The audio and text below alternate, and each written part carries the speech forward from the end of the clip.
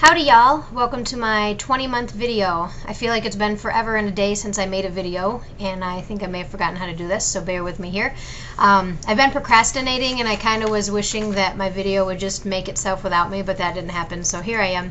I apologize those of you that were looking for my 19-month update, but I just completely bypassed that one. The topic of this video is going to be called 1 year maintain then gain. Reason being is because I've been maintaining my weight loss for a year, so yay me. I've always been able to lose weight in the past, 20 pounds, 40 pounds. 40 was normally the highest I could lose, but I would always gain my weight back plus some. So for me to be maintaining for 1 year is, a great thing, and I, applaud myself for that. The reason I call this maintain then gain is because the numbers during the last few weeks started steadily creeping up a little bit, so I had to put myself in check and take care of that. But my highest weight ever was 242, which was this here.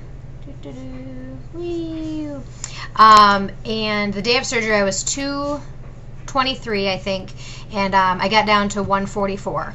I'm 150 right now, and for the first, once I hit my 8 months after surgery is where I hit 144, and I maintained that for about 8 months, and then for the last 4 months I've been up about 5 pounds. I don't look at that as being significant, and I'm still considering myself maintaining. Reason being is your body's going to fluctuate a little bit.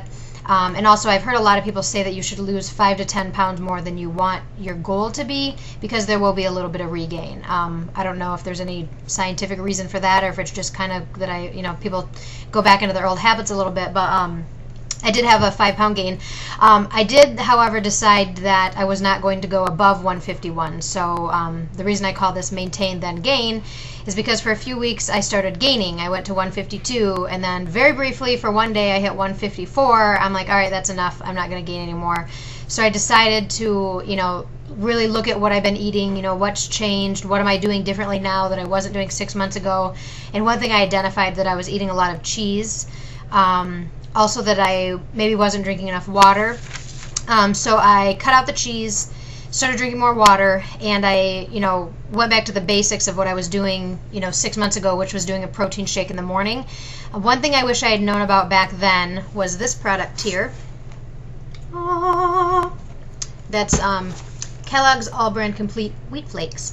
The reason I'm very happy with this product is because as you may or may not know, a lot of people who have weight loss surgery end up with vitamin deficiencies. I do not know whether or not I have one. The only blood work I've had was last February, so a year ago, when I had to go to the emergency room. All the levels were fine.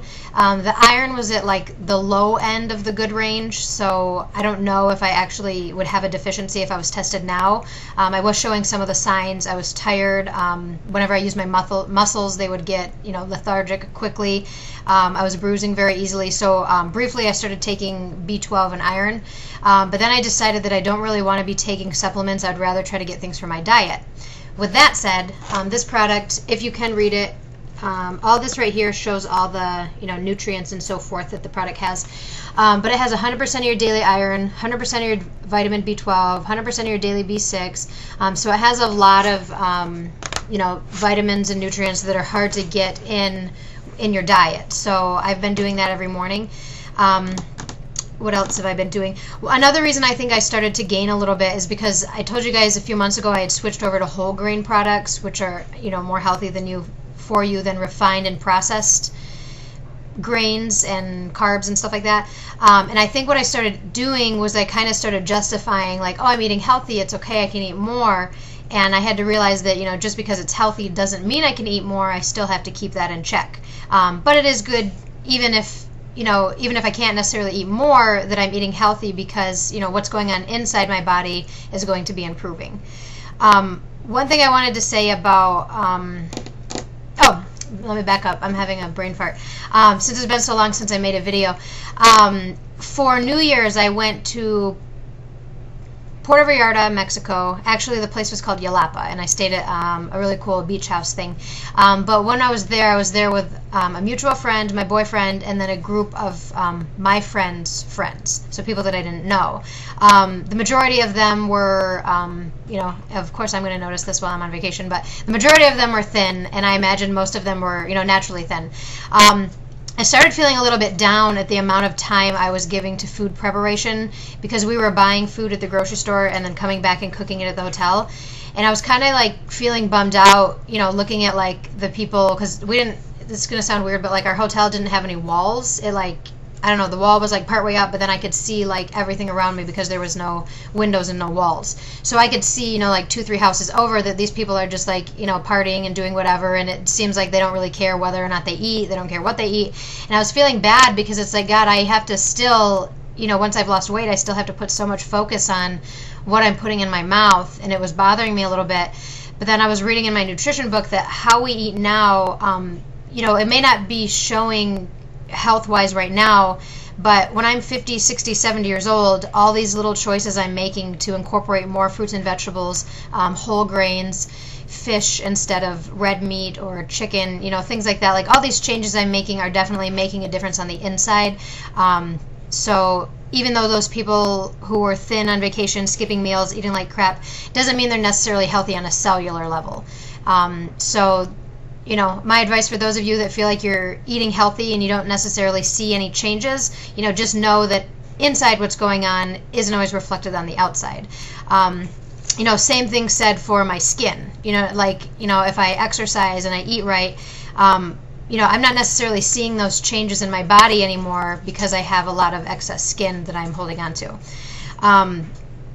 On a side note, I'm sorry, I feel like I'm going to be all over the place on a side note. I've been getting a lot of comments on my videos, both good and bad. Sometimes the bad ones are really mean, and I just think, like, who in the world are they to say that? But honestly, I don't let it bother me because every one positive comment that I get from you guys makes up for 10 negative comments that I get from people. So that's all I had to say on that, because I've been getting a lot of comments on my excess skin video where people are saying if I had lost weight the natural way that I wouldn't have this problem. And I don't necessarily agree with that because in the past when I lost 40 pounds, I had excess skin and I had lost it the quote-unquote natural healthy way. So, you know, there's so many different factors that go into whether or not you're going to have excess skin. I think one is, you know, how long your skin was stretched out for, your age, your genetics. You know, there's all sorts of factors. So, you know, and so with that said also, those of you that have not had surgery yet, you know, know that that is a reality, that most likely you're going to have extra skin. So that's one thing that I wish I had kind of been more prepared for, because now that I've been out at the same weight for a year, I thought that some of it was going to go away. I thought it was going to shrink a little bit. And to be honest, there hasn't been any changes in it. And my dogs are walking around on my bed now where they're not belong. So, anywho, one thing I wanted to show you, and I apologize, I know I'm all over the place in this video. This little thing is awesome. Ta-da! It's a veggie steamer. You put it on top of a boiling pan of water, and it will steam your veggies. I got it at the Asian food store. Not an Asian food store. It's called World Market. I think it was $9.99. It is one of the best $9.99 I've ever spent. When you steam your vegetables, it helps keep the vitamins and nutrients inside it versus when you boil it, because when you boil it, sometimes the nutrients and stuff go into the water. I went to the buffet, the Chinese buffet that I referred to back in my first pre-op video, where the sushi guy asked me, "Oh, you have baby inside?" when I definitely wasn't pregnant.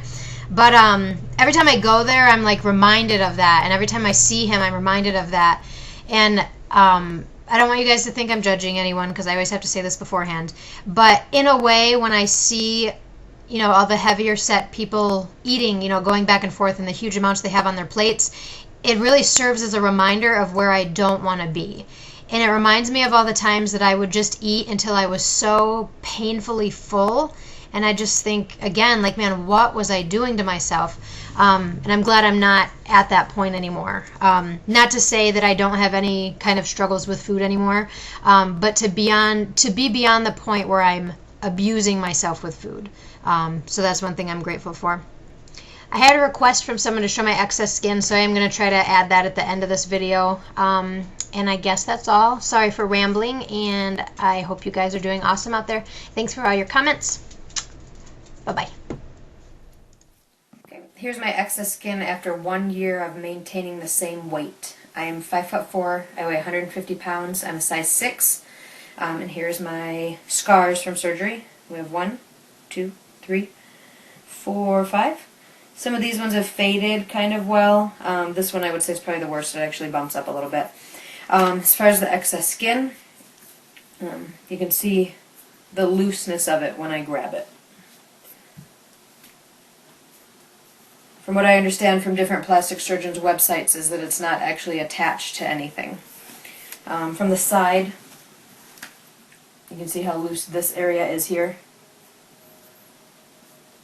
The main problem that I get is, rather than having a fat roll now above my jeans, I have a skin roll. Almost all of my pants will put that right up on top of my pants. And as far as my arms, they're okay when they're like this. There is a little bit of loose skin when I do that. That one I'm not too concerned about.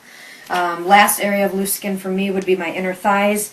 This does make it quite difficult to wear shorts at times. But as you can see, it's quite loose.